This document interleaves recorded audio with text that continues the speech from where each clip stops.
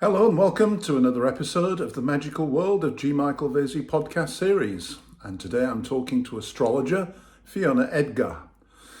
Now, before we get going, I'd just like to ask if you would subscribe to the channel, like and share. It always helps. Here's Fiona talking about how she got interested in astrology in the first place. Okay, so my oldest sister was the one who got me interested in astrology. I Uh-huh. come from a bit of a strange family. We're all kind of, a bit spiritual. My great grandparents were spiritualists, which is obviously quite unusual at the time. But yeah, I started getting into it, really resonated with much of it. And this was going back to the 90s. Back then, there were no astrology teachers in Ireland. You were lucky if you could get a book on astrology, at the Right. library.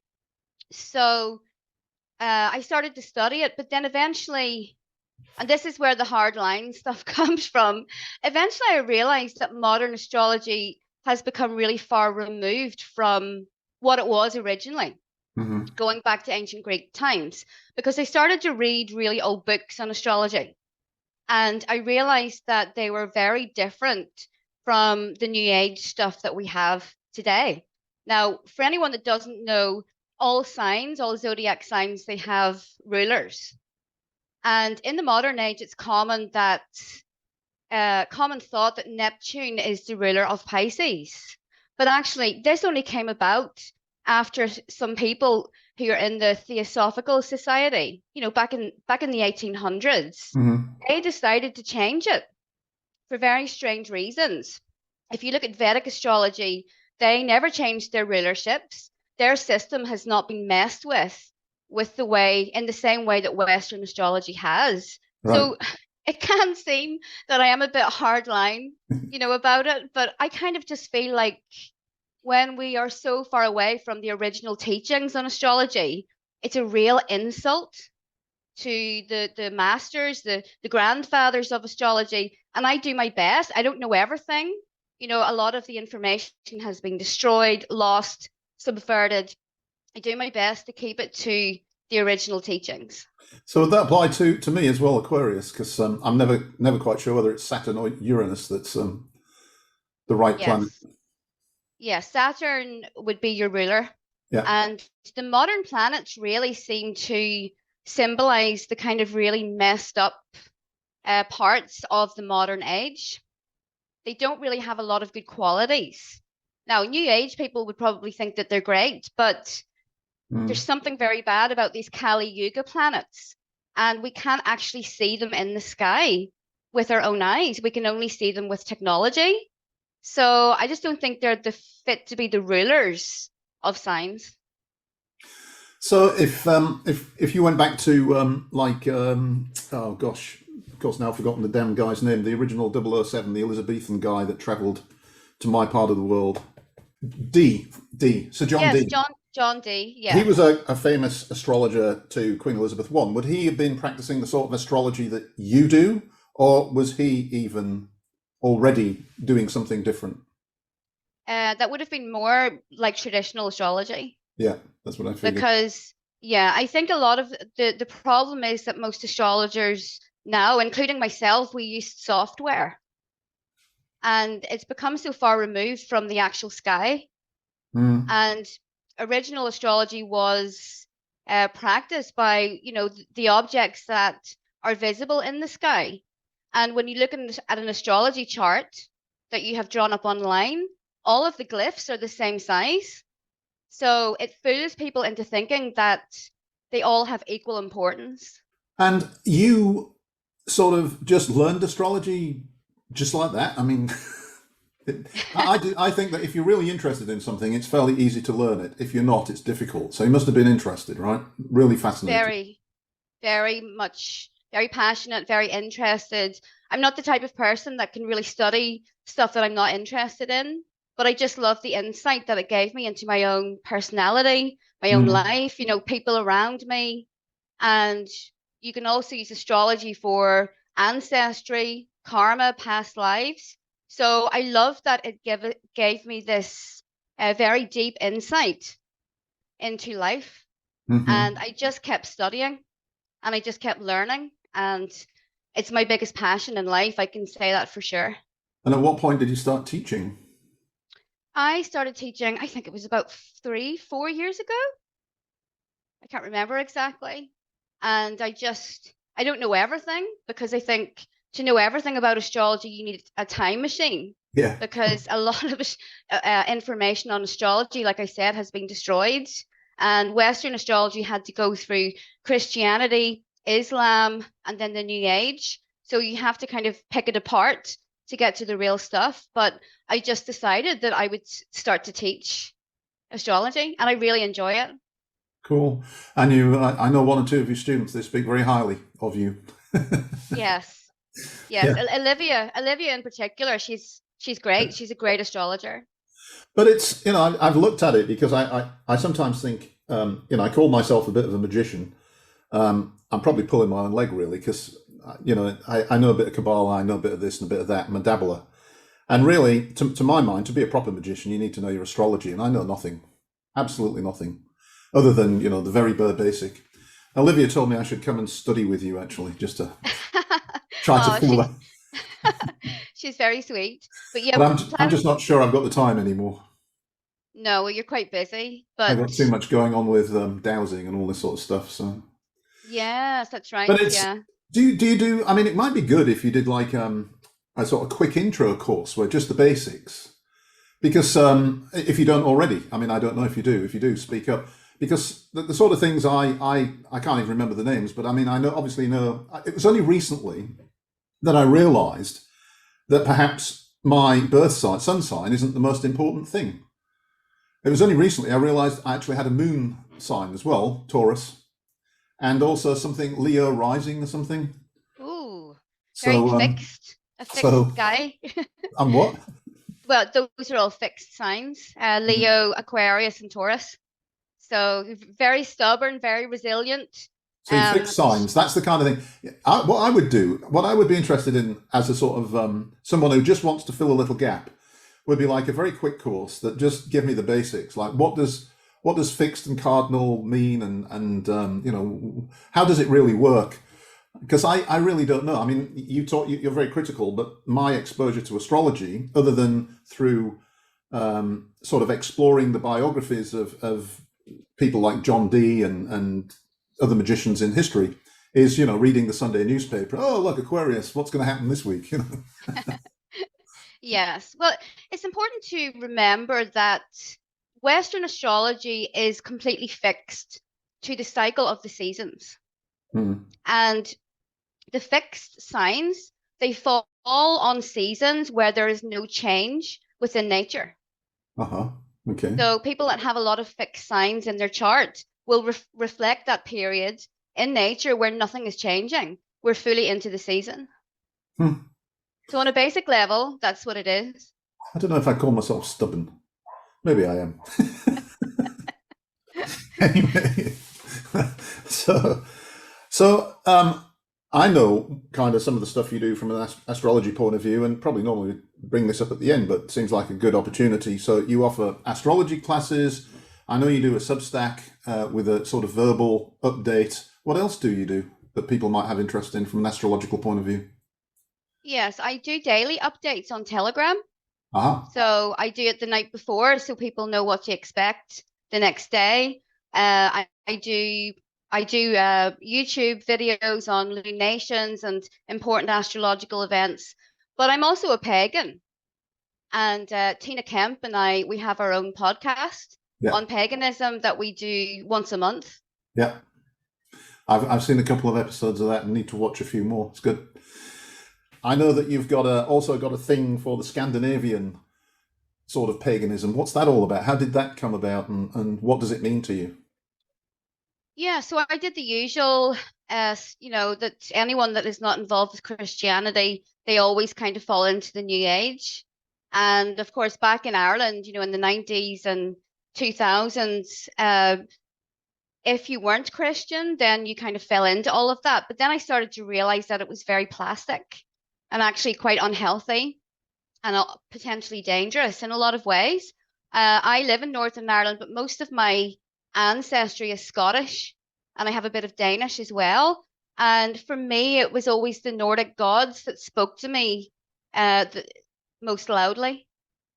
So I embarked on that path and I'm still on it. It feels like coming home. It sounds corny, but paganism, when done authentically, it realigns something in you. Yeah, well, when you say sort of authentic paganism, maybe you could describe a bit more of what that involves, because again, there are people that sort of talk paganism, but they're not real. It's a new age version. So Yeah, of course.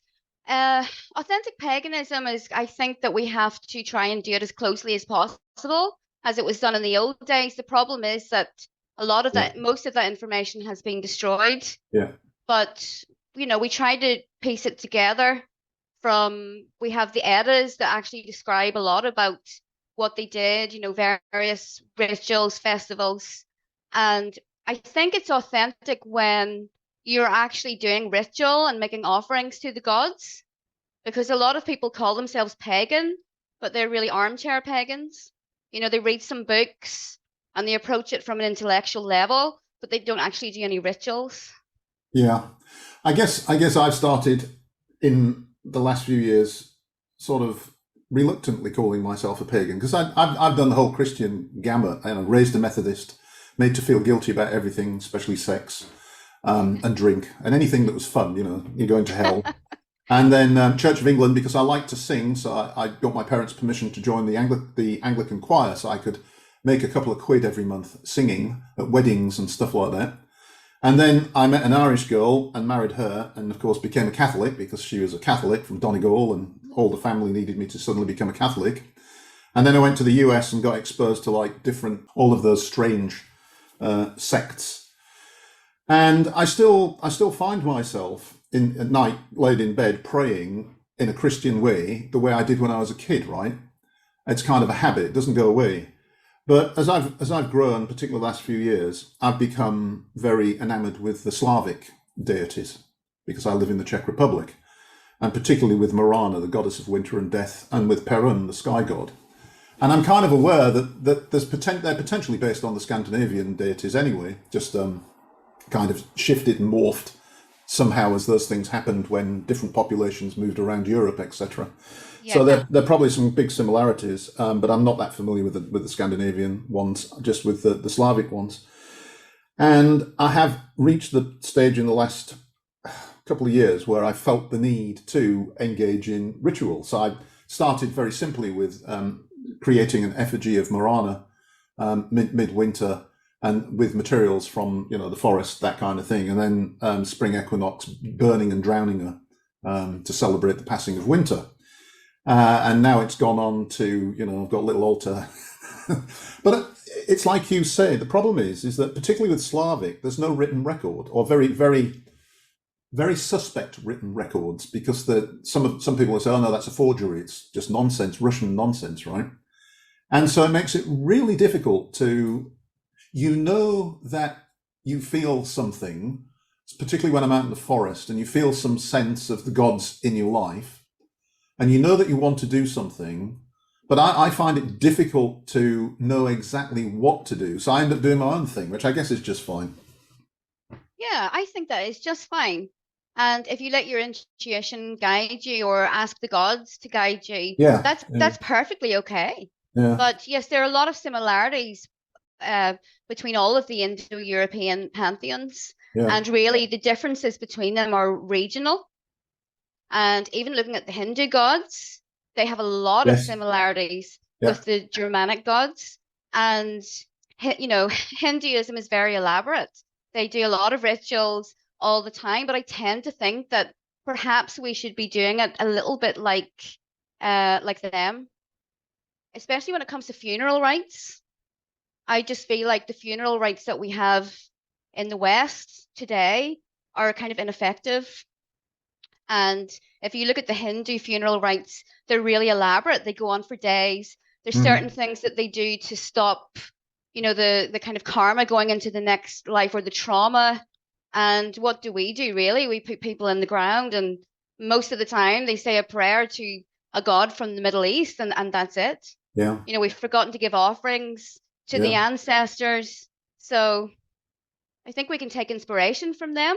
But of course, in Ireland and in Europe, it's going to be a little bit different. We're in a very strange period. And I just wondered what astrologically you might have to sort of say about, I know you've said some stuff about this period that we're in, but I also wanted to ask you about the fact that, particularly with the sort of Middle Eastern god in mind, there's a lot of end of the world, doomsday, apocalypse nonsense in the air as well. So maybe, does the astrology indicate that we are having like an end of the world and Jesus is coming again? Or that kind of question. Yes. If we look at, Vedic texts, they always said that there was going to be this time, and it was called the Kali Yuga. And in the Nordic beliefs, it would be Ragnarok, where we get to this point in the world where the worst people are venerated. Everyone that is in governments, and they call them kings, rulers, were the most corrupt people. Mm-hmm. Degeneracy would be rife. People have turned away from the gods and so on. If you look at those texts, I'm pretty sure that they were describing this time that we're in. As for apocalyptic stuff, they did predict that would happen.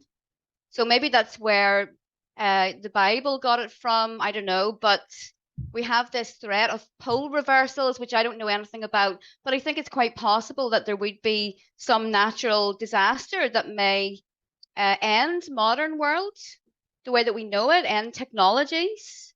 So it's speculation, of course, but I think things have got very bad, in particular the last couple of years. It's like we all went to sleep and then we woke up in some 1980s sci-fi movie.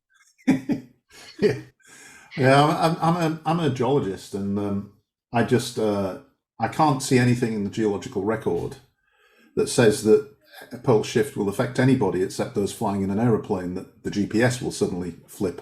And so they'll have a bit of a problem navigating and landing. And similarly with anything else that uses navigation, I mean, there doesn't seem to be any. Pole reversals happen frequently. One hasn't happened in quite a considerable amount of time, so we're well overdue.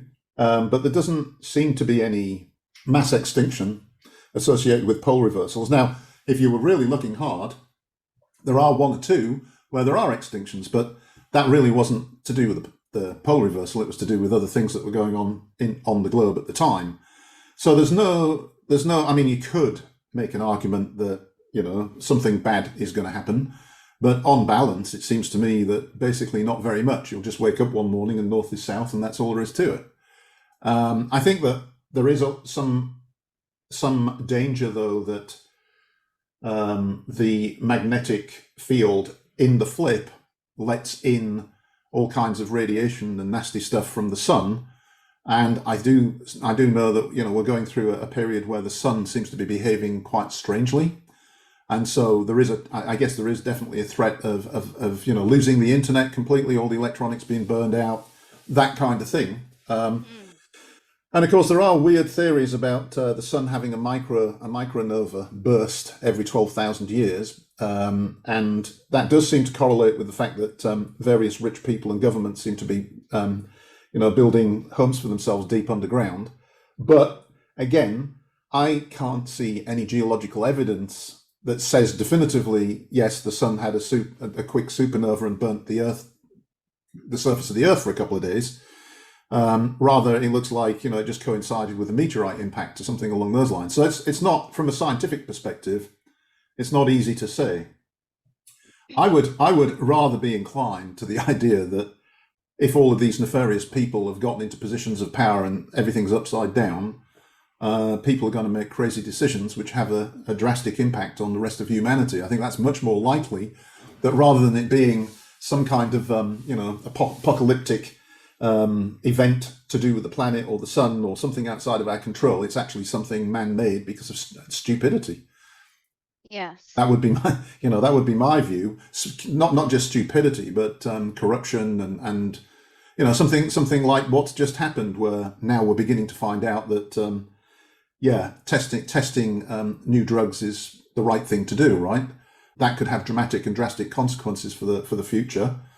And maybe there are other decisions that are going to get made that will have drastic consequences for the future of humanity. Yeah. I mean, I know I'm sort of leading you here, but is there anything in the astrology that you've seen that might indicate that it's man's own stupidity or humanity's own stupidity rather than something cosmic? Yes, there was a Saturn-Jupiter conjunction, and that happened on the winter solstice, 2021. So when we have these conjunctions, they're quite rare, Yeah, and they do unfold over 20 years. And this conjunction was in Aquarius, which is all about tribes of people, humanity in general.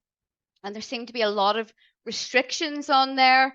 I kind of get the feeling that we're just being squeezed and squeezed and yeah, squeezed, and yeah, everything, a lack of freedom. I mean, all it takes is some guy in a lab to make yeah. something. We know that biological weapons have been a thing since I think it was it King Louis of France? Yeah, I think so. Yeah. Yeah. I also think we've got to be really, really careful because I do believe that we essentially create our own reality by the way we think and what we project in terms of our visualizations.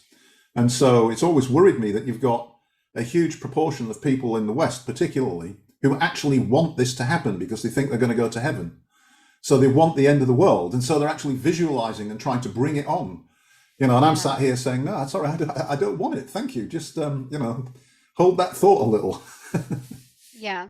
I believe in nature. I believe in the power of nature. Yeah, me too. And I think that when we become so out of balance, that nature will do something to create more balance. Agreed. And back in the pre-Christian times, when hunters were going out, looking for animals for food, they would make a sacrifice to the spirit of that animal before they killed it. They would ask permission.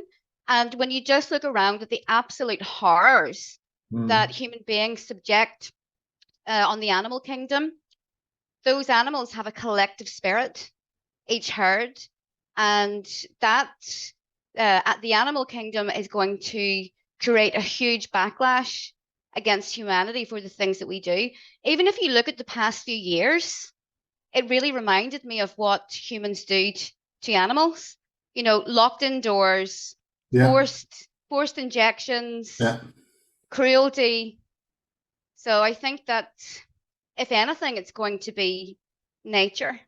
Well, to me, it's like there's a force for inhumanity, and you see that expressed anyway by the political and well, WEF and all these people, in the sense of incorporating man and machine together. But it's a sort of drive towards inhumanity. It's inhumane. It's forgetting our legends and our myths and the knowledge that was brought through those myths and legends about how it really works. It's we've lost our respect for the planet and for the gods and goddesses. And when I go dowsing, sometimes I have this. I wrote a Substack about it. I have this thing that I call the ache. It's like this sense of absolute love and being exactly in the right place in the sort of bosom of the planet. Like nature. It's got me. It's like this is where I should be. This is how I should be connected to the planet. I call it the ache. And when I get that feeling sometimes, it reminds me though that just because I love the planet and nature doesn't mean that nature actually loves me, because it's got bloody teeth, right? And it can turn on you at a moment's notice, especially if you disrespect it, as you're saying.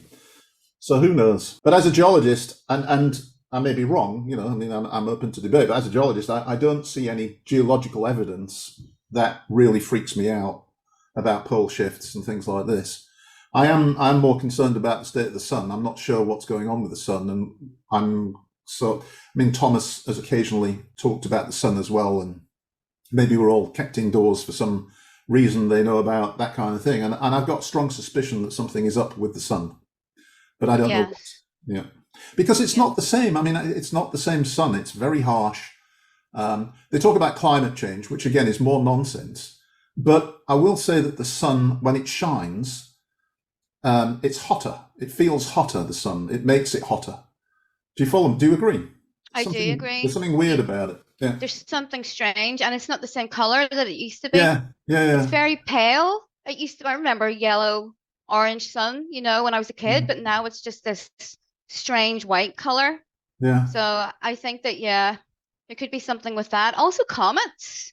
Comets have been on my mind for about a year now, and they were always seen as kind of terrible omens. Yeah. And, I made that post on Facebook a week or two ago about the astrology of when a comet was supposed to have hit Earth. Yeah. It was, I think, the year 536, and the sun was said to be obscured for days, and a result, maybe weeks, I can't remember. As a result of that, there were famines, plagues and things. So that's been on my mind for a long time about comets, and I've been paying attention to them.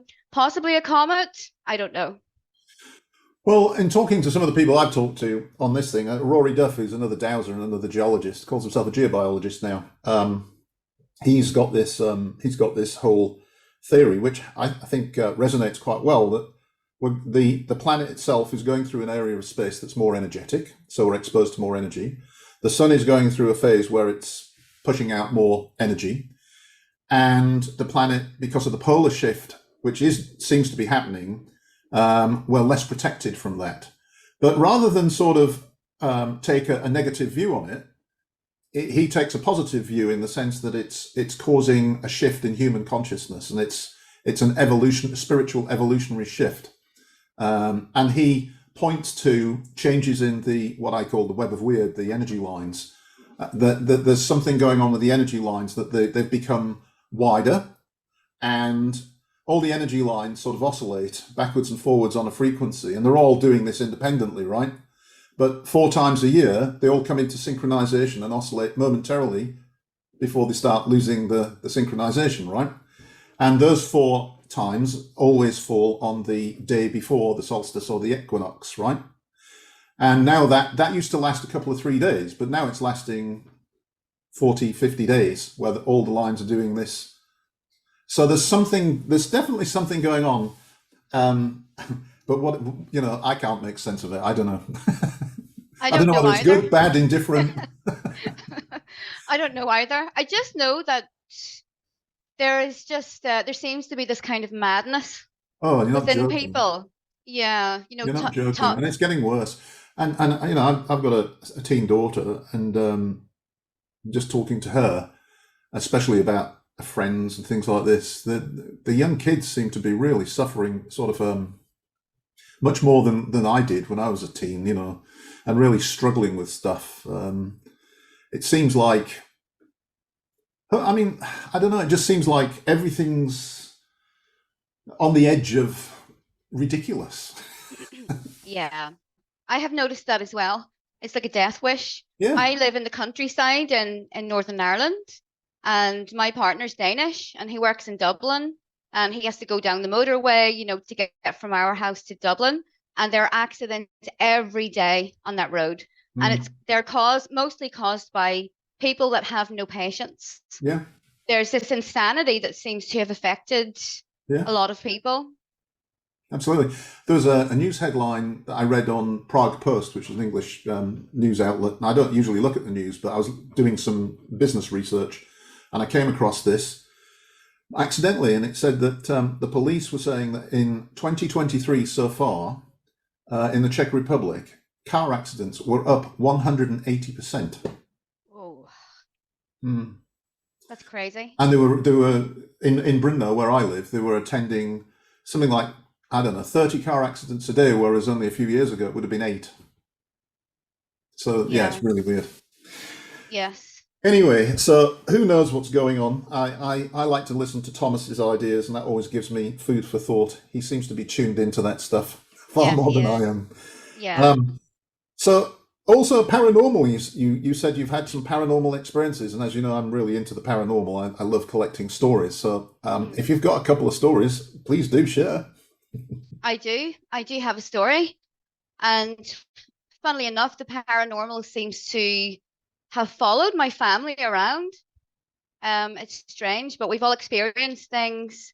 But my parents, we used to live in a very kind of old, big house that my father had inherited from his parents. And this was this was during the Troubles in Northern Ireland, and my father was in the police. So we're always aware of that, that threat. Mm-hmm. And one night I was in bed because I was very small, and my mom was downstairs with my sisters and my brother, and they heard these very heavy footsteps up and down the landing. Mm-hmm. And my mother actually, she blew a hole in the wall with the shotgun. They were Yeah. absolutely terrified.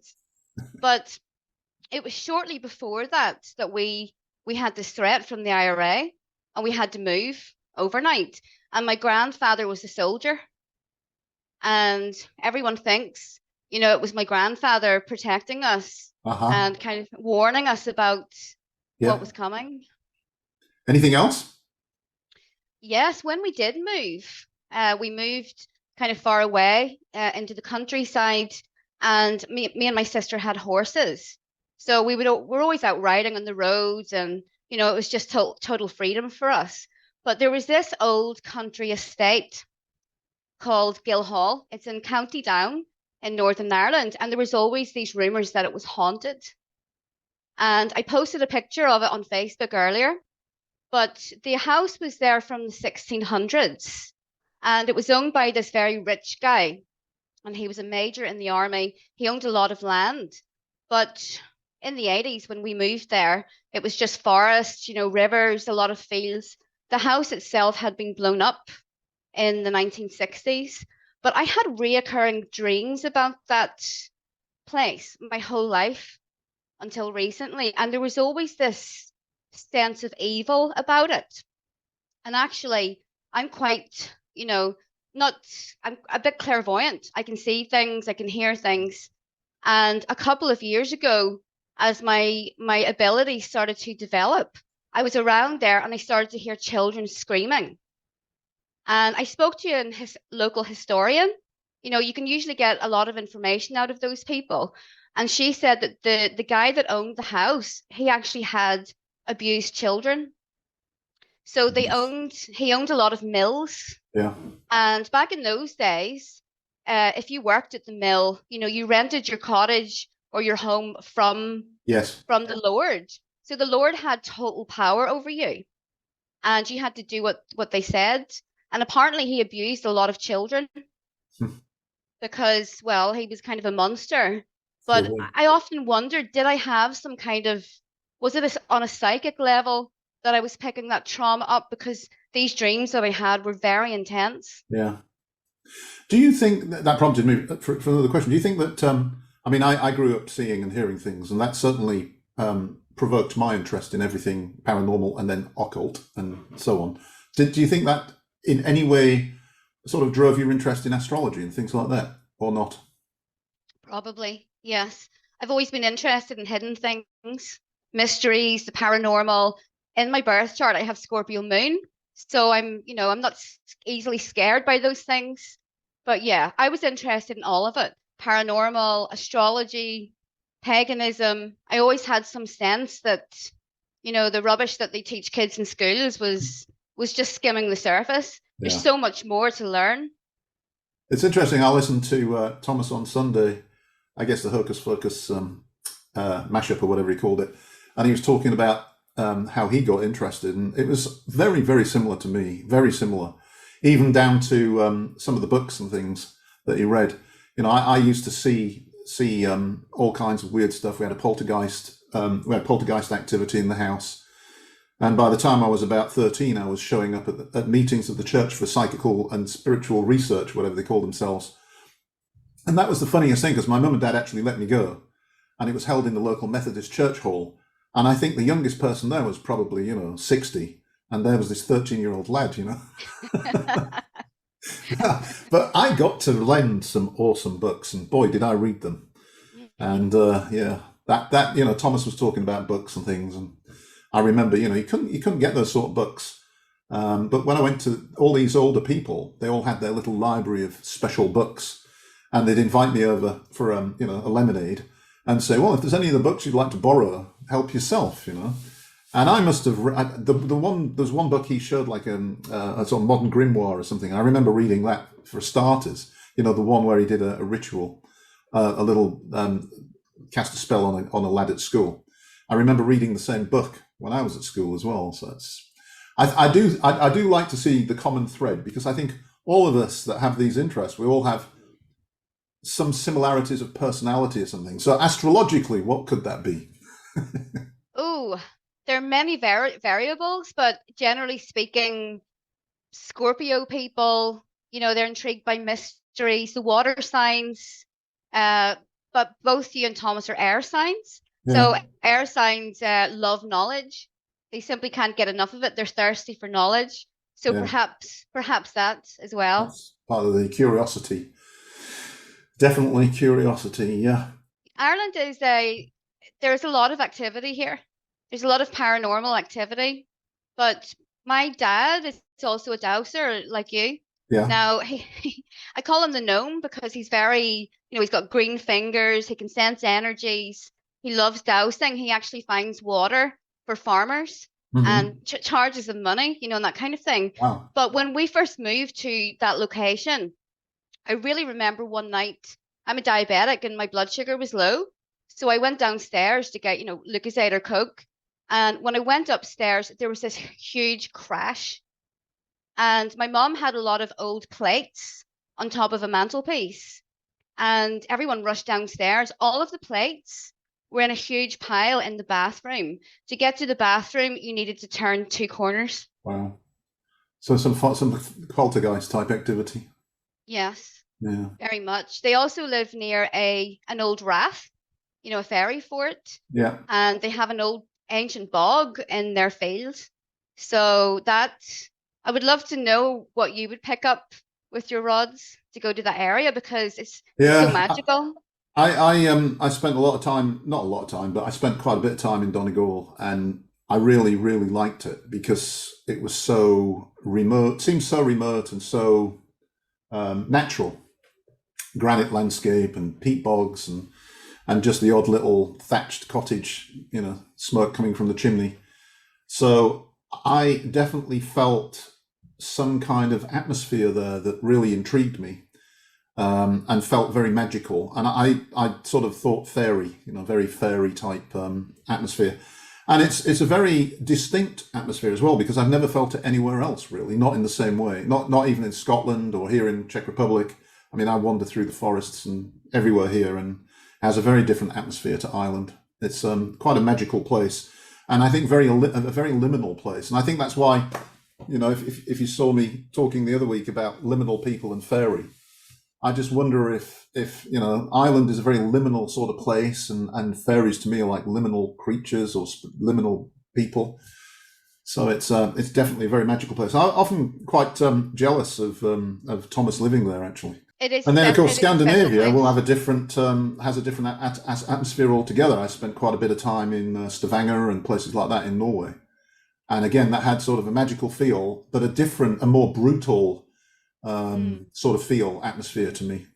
Yeah, some more harsh climate. Yeah, and you have to be a kind of, going back to generations, you needed to be pretty strong to survive there. Yeah. So, but yeah, the spirits are different over there. I noticed that as well. But there's also a problem with jinn. The jinn in in cities in Scandinavia, of course, they're foreign, they don't belong there. So it's been through immigration, but I noticed that quite strongly. It's interesting that the same thing's happening in Ireland. Yeah. It would seem. Yeah. I'm often thankful that I chose to live here, because it seems to be sort of a little isolated and several years behind, and in those sort of social trends and things. Not that it is here, but in a very small way. And the Czech people don't have much tolerance for stuff. They lived under communism, and they learned how to sort of bend but not break, and pretend and play along without complying, which I kind of like, actually. I like that. I like that sort of attitude. Yes. Denmark is definitely way behind, with the woke stuff. They still are proud to be Danish. Mhm. and it's encouraged. But Ireland has been psychically assaulted, Yeah. in particular with the recent years. Yeah. So it's quite Well, horrifying. some of the checks are so non-work that I've even had the experience of being on a dating site, and a lady has sent me a message, and I've replied, and they've realised that I'm not Czech. And do you know what the response was? I'm sorry, I don't date Czech. I don't date foreigners. I'm a patriot.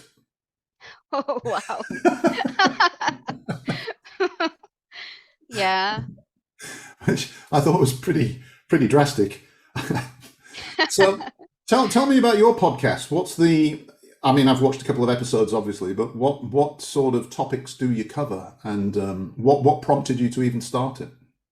Is that the pagan podcast Yeah, the you're pagan referring podcast. to? Yeah, yeah, Yeah. Well, Tina and I are both non-New Age, but if you kind of research paganism, on YouTube, or you use Google, it's really woke paganism, yeah, which traditionally that is not what it was yeah. at all. So Tina and I decided that we'd get together and just discuss experiences with, paganism versus New Age belief systems, how to use runes, experiences with the gods. And we just decided to do it because there really isn't a lot out there, except for kind of wokey pagans. But that is the exact opposite of what how our ancestors would have practiced. It's bizarre, isn't it? I mean, it's like I say, nature has bloody teeth, and yet, they think it's all, light, and imagine whatever you want. Fairy, I don't know, furry bunnies or something. I don't know. A lot of these people would have had their throats slit and placed in a bog if they were Exactly. if they were alive a few thousand years ago. So it kind of blows my mind that they Yeah, think that this nonsense is the right way. yeah, yeah. I've had a few run-ins with people as well on stuff like that, and it's just they've got the mind virus. You can't help them, unfortunately. In terms, last thing I want to talk about is just I was just thinking about experiencing the gods and goddesses, and I've had a couple of weird experiences here with the Slavic gods, and in particular Perun. And I just wondered if you'd had any similar sort of experiences. But for example, even when I was making a video dowsing, I was on the top of a hill, which was an old like Celtic and then Slavic era hill fort just outside of Brunmer. And it was all oak trees, which is Perun's tree. And there was a big 90 pace wide positive line running over the top of it, which is quite normal for that administrative centres, castles, that kind of thing. And I found myself on the top. It was all small oak trees, just beginning sort of like this high, just higher than me, say 7 foot high. And I'm walking through this path through these oak trees, and it began to feel really magical because I'm surrounded by oak trees on a positive line on this hill fort, and I've got my dowsing rod out. And for some reason, I just said something, I can't remember, something silly like, Hail Perun, And to my utter amazement, instantly, there was like a clap of thunder and a flash of lightning. I'm like, oh, you heard me. Yeah. Yeah, the gods do let you know that they have heard you. Yeah. In particular, Odin. People start to, they give some offerings to Odin for the first time. It's quite common that they would see ravens in a strange place, or crows. And these gods, they are alive and they are within nature, and they show us that they're there. Yeah. But yeah, I do a lot of meditation, after I do a ritual and I give offerings to Odin or Freya or any of the other gods. I always try to tune in and see if I can get some messages. Odin in particular, when he chooses to show up, he gives very rich imagery and messages. Freya as well. So I'll never go back to any other path. It's Yeah, I understand. I just it's ingrained. The Christian stuff is ingrained in me so deeply, and yet sometimes when I think about it, I'm thinking it's ridiculous that we have this all loving Father who, if we do bad things, puts us in hell for perpetuity. What? yeah. Yeah, and it's it always struck me that in the Bible, they're taught that God has dominion, and he gives humans allows humans to dominate nature. But pagans always lived in harmony with nature, Yeah. and they had animals that would be exclusive That one. to a certain family. And then when Christianity started to take over, they killed all the wolves, they killed all the bears.